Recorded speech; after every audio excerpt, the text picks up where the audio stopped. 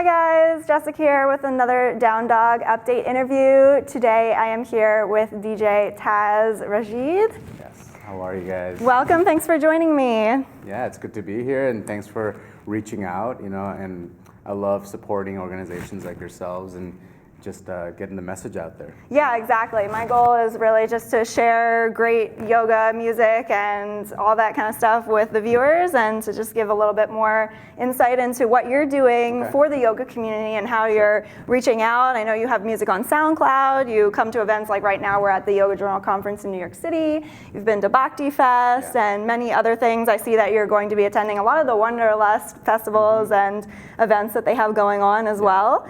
And I just wanted to find out, how did you get into doing this kind of thing? I've been a musician my whole life. I've been playing like piano and guitar and all these kinds of things since like 5th grade, and so having a music background, music's always been around me and my family as well. My parents are musicians and they're not full-time musicians, but it's always been there, So around 2011, I went to a couple of like mindful festivals in West Coast, and my wife and I were like, what are these events? Oh my God, people are doing yoga, they're sober, they're like dancing and having a good time. It just shifted my reality of what celebration could be and what a community can look like. Because my idea of festivals and the celebration scene was like, it's drugs and alcohol, people are partying, it's kind of like that grimy rave scene. But that shifted when I attended one of these festivals. It was actually a Bhakti Fest West in September in Joshua Tree.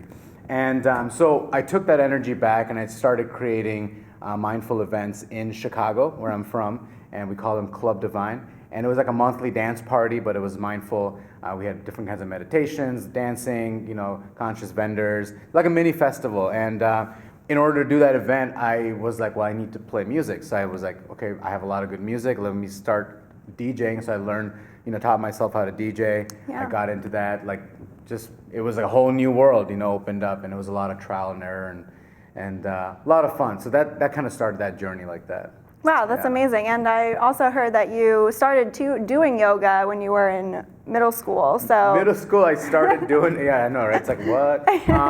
I was just curious, and I got some books from the library, and I would do it in my basement, my parents' basement, just by myself. And I don't know if I didn't really understand the spiritual element of it at that time. I didn't even think of it in that way. It was more about just like the physical asana element of it. Right.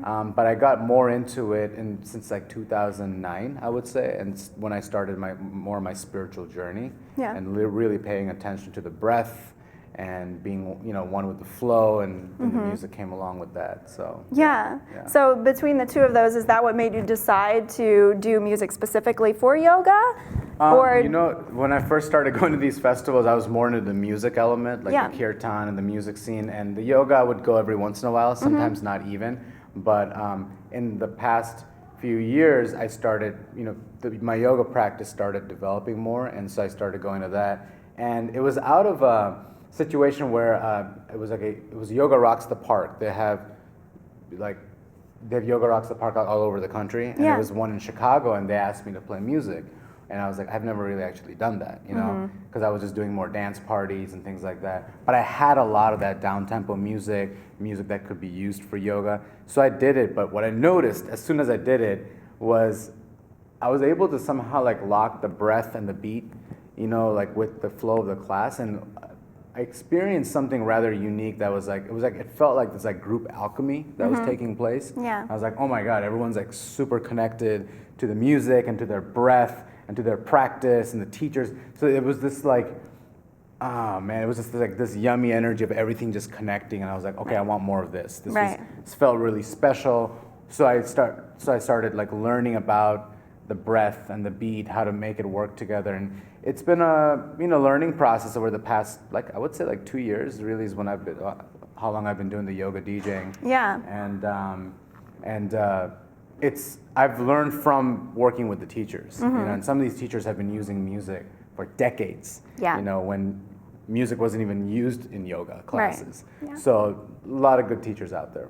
That's awesome. Yeah. And you have been able to travel all over. I know you just said you were in Bali, and you have a lot of great things going on. And one of them in particular, I wanted you to share with us a little bit more about what you're doing with that. My primary focus now is to take my music, because I've been creating music for yoga, meditation stuff, a lot of original music. And my focus is to go to these mindful events, specifically yoga festivals, music festivals, where I can showcase my yoga music and play, support teachers, and then also do like dance parties at night and things like that. And one of the unique features that I've been offering at these festivals is a workshop called My Best Playlist. And this is a workshop designed specifically around yoga and music for yoga. And so the audience is usually yoga teachers or students who are really enthusiasts about yoga music and they want to learn how to sequence their classes, how to find music. So I'm sharing with them my insight on how I find music, how I find the remixes, how I'm creating it, how I'm sequencing it.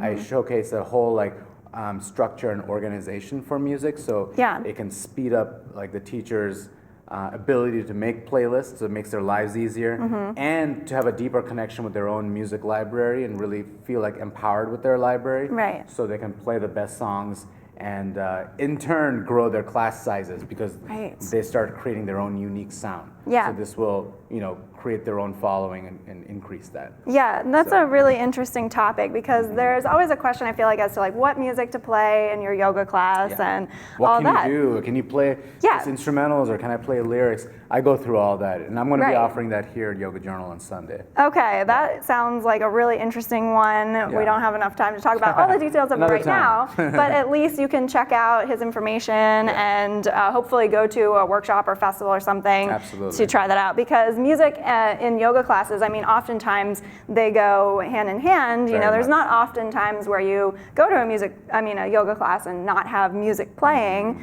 So the other thing is most, whether it's a 200-hour training, 500 or 5,000, whatever, how many hour training teacher, usually either like 0 minutes are spent on teaching the student about music and yoga, or maybe very little, maybe like 30 minutes or a little handout. So the biggest complaint I hear from students and teachers are that they don't have any kind of knowledge around it.